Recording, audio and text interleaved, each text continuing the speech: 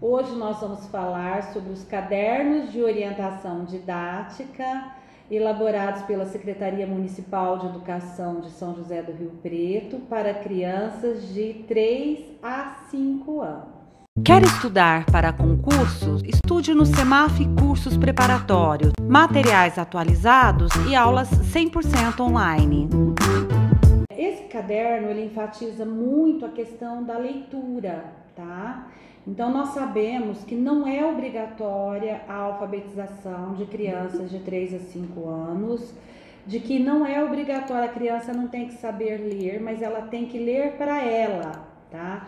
Familiaridade com a leitura e com a escrita. Então, o foco é esse. Então, o documento eu achei mais importante começar pelas orientações para o trabalho com leitura e formação do leitor. Então, todas as crianças das escolas da nossa rede têm o direito de participar de roda de leitura de histórias pelo professor todos os dias na sala de aula em diferentes espaços. Então, o documento repete muito, ele fala muito em roda de leitura. Porque a roda de leitura ela tem que ser diária e é uma oportunidade para o professor apresentar livros, para as crianças terem contato com a literatura e desenvolverem principalmente o gosto pela leitura. Ouvir a leitura da mesma história por quantas vezes estiverem interessadas e encantadas. Então, conta de novo? Pode contar de novo. Ter acesso a um repertório variado de gêneros, títulos e autores, além de livros com qualidade na linguagem, nas ilustrações e editoração gráfica. Então, o professor tem que ter o cuidado de não trabalhar só com fábula, só com conto de fada, ter um repertório variado de gêneros e também buscar livros que sejam de boa qualidade, tanto na linguagem quanto nas ilustrações e na editoração gráfica. Muito importante também que os alunos possam pegar nesses livros, né, manusear, explorar e apreciar os livros da escola. É importante que as crianças frequentem espaços da escola destinados à leitura. Então, levar as crianças para a biblioteca o maior número de vezes por semana, tá? Deleitar-se com a leitura. Gente, leitura é desfrute, é gosto, né? Sem ter que fazer as interpretações esperadas pelo professor ou pelo adulto. A criança precisa gostar de ler. A criança tem direito também de tecer comentários sobre a leitura ouvida. Ela pode participar da leitura, falar, expressar qual leitura ela prefere, quais as histórias, quais os gêneros, pedir que repita. Ela pode gostar ou não da história lida pelo professor. Nem todo mundo gosta de tudo, então a criança tem o direito de também não gostar de determinada leitura.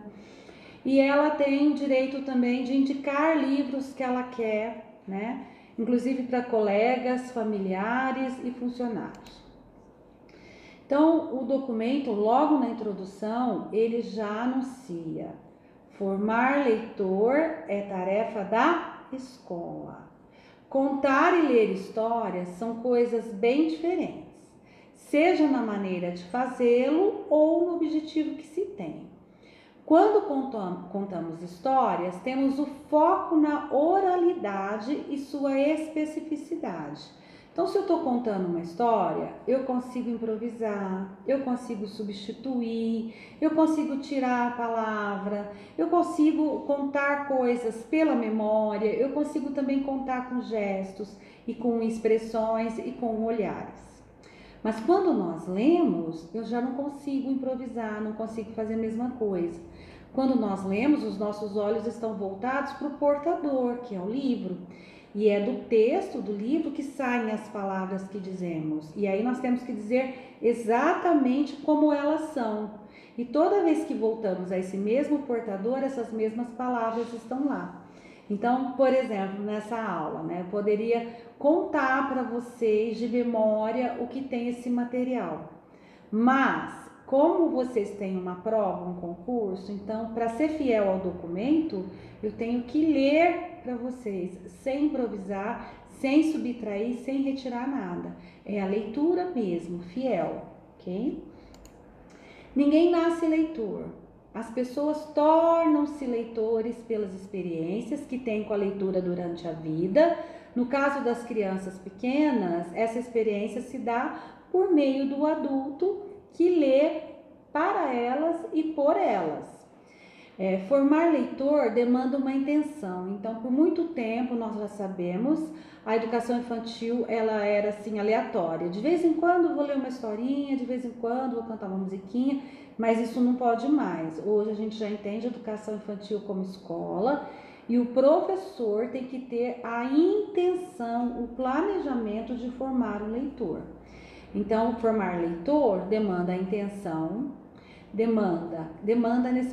necessita planejamento e necessita um profissional leitor ou que se faça leitor e principalmente que esse professor se constitua, se mostre como um modelo para a criança, um modelo de leitor, né? Então tem Isabel Solé que ela fala, o professor, um ator no papel de leitor, ele faz diferentes entonações, ele faz previsões, ele anuncia, ele interpreta, né? E a escola acaba então se tornando a grande responsável por esse importante direito. Por quê? Embora algumas crianças tenham contato com literatura e com livros em casa, tem famílias que os pais leem, que leem para as crianças, etc., muitas crianças não têm esse privilégio. Então, a maioria das crianças das escolas públicas, se elas não tiverem contato com a leitura e principalmente se elas não aprenderem a gostar da leitura em casa, elas não vão ter esse gosto. Então, precisa gostar de ler. E a escola é a grande responsável por essa criança gostar de ler. Okay? Na roda de leitura, por exemplo, o professor lê histórias e essas histórias despertam nas crianças diferentes sentimentos que aguçam suas fantasias e imaginação.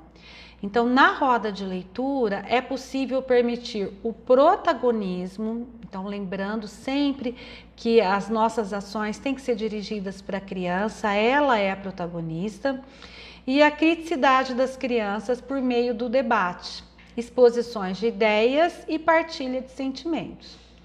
Para isso, o professor tem que estar atento à qualidade dos livros, deve escolher textos de vocabulário rico, dar preferência para as versões originais e não para as versões adaptadas, descartando versões empobrecidas ou infantilizadas, pois ele acredita no potencial dos pequenos.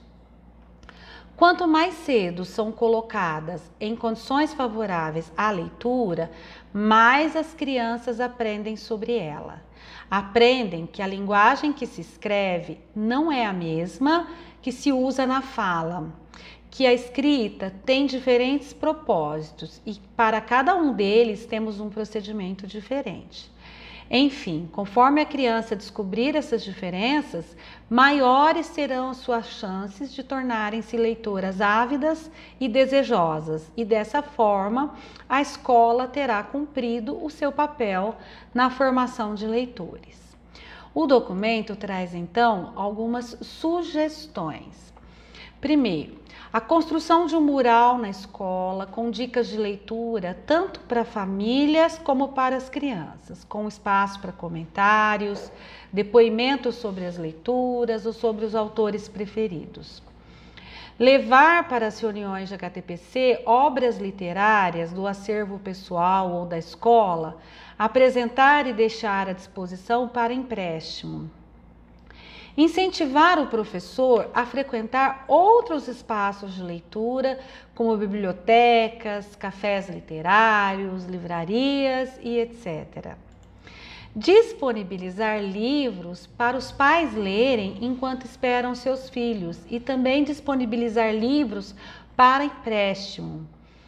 Organizar na sala dos professores um canto de leitura com poltronas, tapetes e prateleiras com bons livros e um cartaz com indicações e sugestões de leitura, com a relação dos livros disponíveis e com uma relação dos livros mais lidos.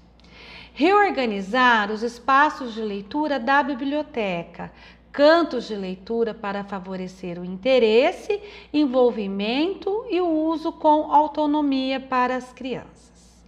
Para isso, nós precisamos fundamentalmente do professor. E qual é o papel desse professor? Em primeiro lugar, ler diariamente para as crianças. A experiência contínua, a experiência organizada, intencional, de leitura de contos ou de outros gêneros, possibilita às crianças a ampliação do seu repertório de narrativas e poemas, entre outros textos. Então, a criança descobre os mais variados gêneros, quais ela gosta mais, quais ela se identifica. Então, ninguém ama aquilo que não conhece, é preciso proporcionar o conhecimento para as crianças aprenderem a gostar do que leem e do que ouvem. As crianças, elas observam como o professor comenta ou recomenda algo que leu. Então, é fundamental que esse professor também seja um apaixonado pela leitura. Como que ele discute as diferentes interpretações? Como esse professor se encanta? Como que ele gosta de ler, né? E as crianças acabam se interessando também, às vezes, pelos mesmos trechos ou pelos autores. Então, por exemplo, quando eu vejo um filme, eu gosto muito, eu falo tão bem daquele filme que as pessoas querem ver o filme, já falam assim, não conta o final, não é assim? Então, com a leitura, a mesma coisa, eu tenho que ter a paixão pelo aquele autor, pelo aquele livro, de uma maneira que eu faça as crianças se interessarem, ficarem curiosas e principalmente aprenderem a desfrutar a literatura. Então, são atos que são comportamentos típicos de leitores que podem ser pouco a pouco desenvolvidos pelas crianças nas rodas em que os professores leem para elas. Nessa fase da escolaridade, que é de 3 a 5 anos, é pela voz do professor que as crianças têm acesso ao mundo das histórias e seus personagens. E ao ler diariamente, o professor não só empresta a voz para o autor comunicar seu texto, mas ele explicita, ele deixa claro para as crianças comportamentos que são típicos de leitor, como, por exemplo, a maneira que ele apresenta um livro a ser lido, a intimidade com que ele fala do autor, ilustrador, como comenta o trecho que mais gostou, enfim, como que demonstra o seu envolvimento com o texto. É tarefa do professor, enquanto formador de leitores, diferenciar os momentos de ler e contar histórias, compreendendo que, quando ele conta uma história, ele aproxima os alunos da linguagem oral. E quando ele lê uma história, ele aproxima os alunos da linguagem escrita. Então, isso tem que ficar muito claro.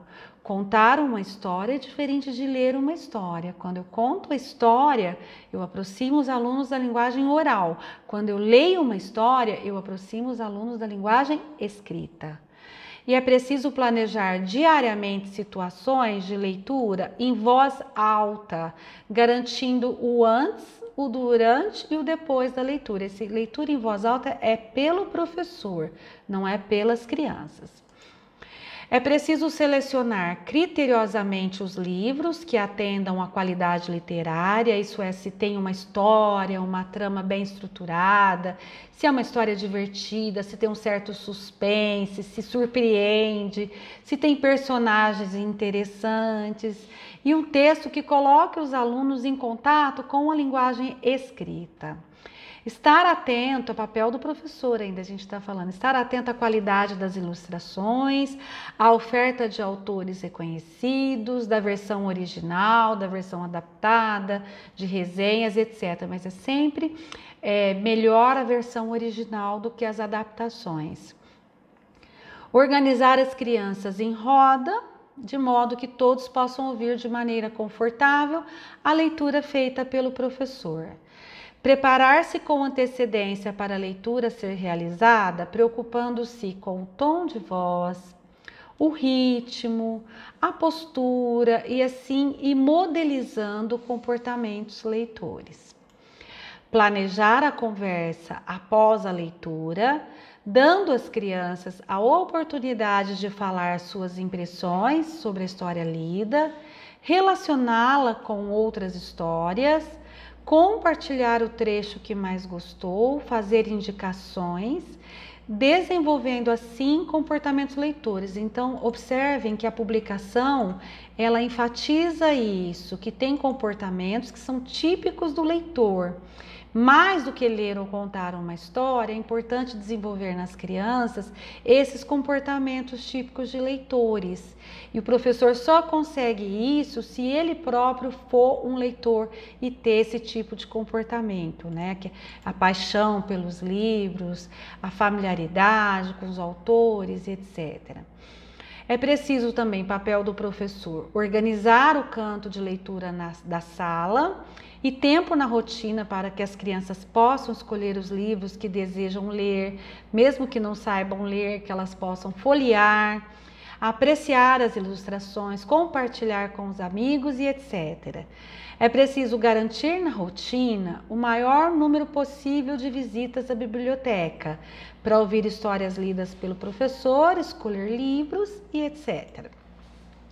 Nas situações de uso da biblioteca e cantos de leitura, é muito importante que as crianças tenham, além do professor como modelo em suas ações, que elas também possam participar da organização, da escolha e da devolução dos livros. Permitir que construam suas escolhas pela observação da capa, por um personagem que elas gostem mais, que seja atrativo, que troquem de livro com os amigos ou na própria prateleira, que manuseiem mais de um livro ao mesmo tempo. Isso só é possível se esse material estiver ao alcance e organizado, separado de forma compreensível para leitores não convencionais. Então, é muito importante ter um acervo de livros e manter esse acervo organizado, não só na biblioteca, como também na sala de aula, nos cantos de leitura. O canto de leitura da sala de aula deve ser planejado pelo professor, pensando nesse espaço como um espaço delimitado, acolhedor, confortável, com tapetes, almofadas, colchonetes, podendo até improvisar uma tenda.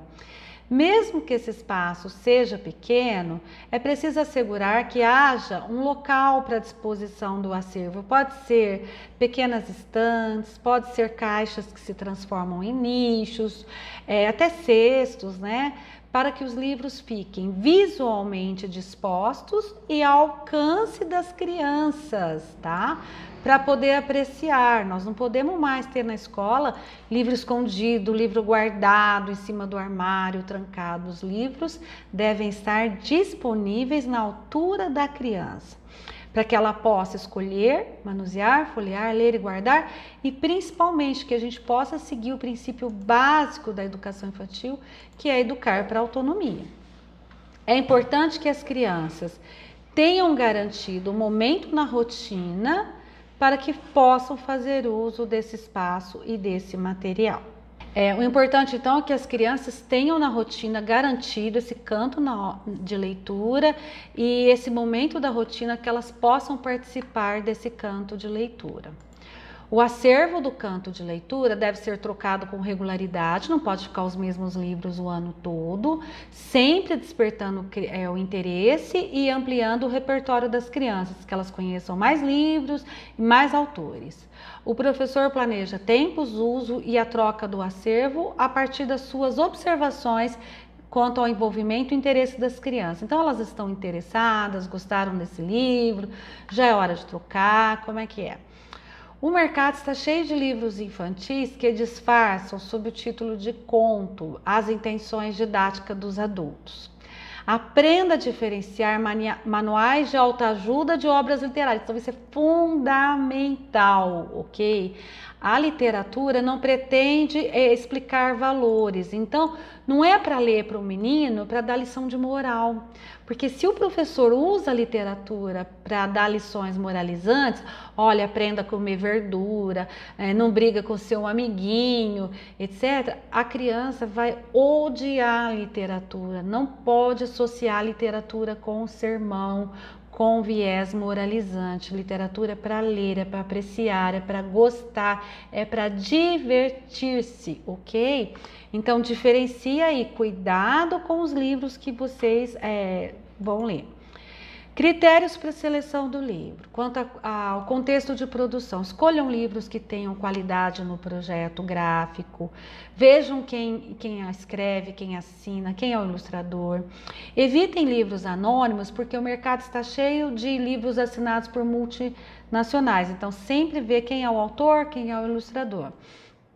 Versão original ou é adaptação?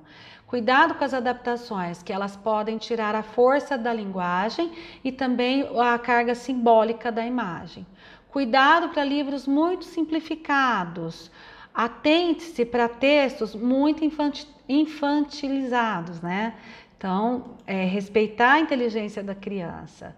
Quanto à qualidade literária, escolher livros bem escritos, envolventes, que abordam temas interessantes, que convidem o leitor para uma atitude investigativa ou que proporcione emoções, sensações, que tenham uma linguagem poética, que abordem temas fundamentais da experiência humana, textos que enredos se relacionem com outras culturas, com outros tempos, com outros lugares.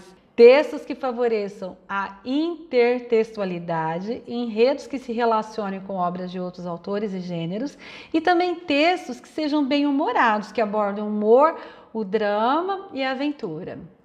Quanto à ilustração, cuidado com estereótipos, ok?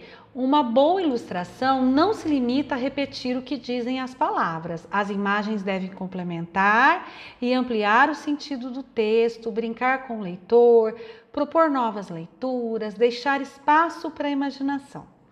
Apresentar às crianças variadas técnicas de ilustração, fotografia, colagem, pintura e desenho. Remeter às artistas e obras de arte, fazer uso de diferentes planos e jogar com as imagens. Novamente, o documento alerta que é preciso ler todos os dias, que a roda de leitura tem que ser uma atividade diária. Porém, ler diariamente não significa ler mecanicamente, sem intencionalidade, sem objetivo. Muito pelo contrário, a leitura diária precisa ser planejada desde a apresentação do livro, a forma como ela será feita e a conversa em grupo que virá depois. Então, é muito importante planejar o antes, o durante e o após a leitura.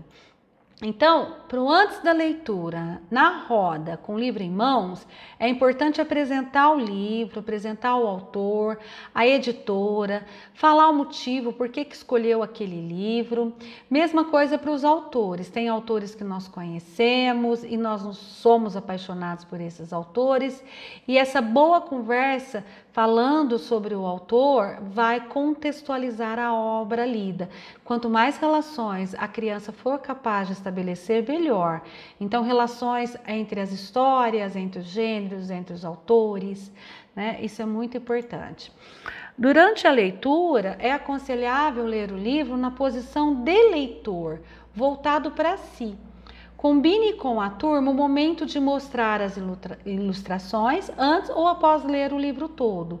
A exceção é para os livros que os textos se complementam com as imagens, que se não mostrar as imagens não fazem sentido. Algumas dicas muito importantes. Faça a leitura na íntegra, sem substituição ou explicação de palavras ou expressões. As crianças compreenderão pelo contexto. Segundo, leia com atenção, ritmo e entonação que o texto pede. Aproveite cada pequena pausa no texto para olhar para os seus alunos. O melhor é não interromper a leitura. Porém, caso as crianças se dispersem, faça uma pequena interrupção para trazê-las de volta ao interesse, perguntando: e agora? O que vai acontecer? Se o texto for longo para as crianças, dividam em capítulos, comparadas em momentos estratégicos, de forma que as deixarão com o desejo de continuar ouvindo a leitura no dia seguinte. Depois da leitura, depois da leitura, o melhor é conversar. Essa conversa tem que ser leve, com jeito de um bate-papo, mediado pelo professor e não um questionário para verificar respostas certas e erradas. Afinal, nas situações reais, quando comentamos sobre um livro com alguém que também leu, nós não estamos preocupados em responder perguntas ou dizer o que o outro quer ouvir. Nós queremos simplesmente conversar. Logo em seguida, então, o caderno, nessa publicação, ela passa a explicar também sobre a importância do papel do nome próprio na escrita inicial. E aí o documento anuncia. O conhecimento do próprio nome tem duas consequências importantes para os alunos que estão se alfabetizando. É uma escrita livre de contexto, é uma escrita que informa sobre uma ordem não aleatória dentro do conjunto de letras. A escrita do próprio nome representa uma oportunidade privilegiada de reflexão sobre o funcionamento da escrita, do sistema da escrita, pelas seguintes razões. Tanto do modelo de vista linguístico como do gráfico, o nome próprio é um modelo estável, porque ela conhece o nome dela. Nome próprio é um nome que se refere a um único objeto, por isso ele é estável, com o que elimina para a criança a ambiguidade na interpretação. O nome próprio tem um valor de verdade, porque se reporta a uma existência, a um saber compartilhado por ambos, emissor e receptor. Do ponto de vista da função, fica claro que identificar objetos ou indivíduos com nomes faz parte dos intercâmbios sociais da nossa cultura. Outro trabalho muito importante a ser feito com crianças de 3 a 5 anos é o trabalho com listas, Por que o trabalho com listas? Porque favorece a reflexão sobre o sistema da escrita, possibilitando aos alunos pensar muito mais em como escrever, que letras usar, quantas usarem, em que ordem usar. Favorece a utilização de estratégias próprias de leitura, pois sabem todos os itens que a compõem, mas não indica sua disposição. Portanto, pensam em como começa, como termina, tamanho das palavras e etc. Além disso, o trabalho com listas apresenta valiosa fonte de informação e de consulta. Não há preocupação em pensar em o que escrever, mas como escrever, uma vez que as palavras que compõem a lista são conhecidas pelas crianças. A lista normalmente é composta por palavras do mesmo campo semântico, então faça listas de animais, de brinquedos, de compras, E é um texto muito presente no dia a dia das pessoas e amplamente utilizado na sociedade, o que passa aquela ideia, da escola vinculada à vida social. Ter a lista de nomes na sala para que seja consultada sempre que precisar escrever outras palavras é uma condição para a escrita inicial das crianças. Vale lembrar que na educação infantil não se trabalha com a meta de conquistar a escrita convencional, mas sim de assegurar que todas as crianças possam pensar sobre o sistema de escrita. Por isso, é importante dar tempo às crianças e observar como elas resolvem os problemas que lhes são propostos. Há outras sugestões de atividades que vocês podem ver no manual. Para isso, eu sugiro que leiam o manual também na íntegra para poder complementar essa aula. Então, muito obrigada a todos, espero que tenham entendido. Quer estudar para concursos? Estude no Semaf Cursos Preparatórios, materiais atualizados e aulas 100% online.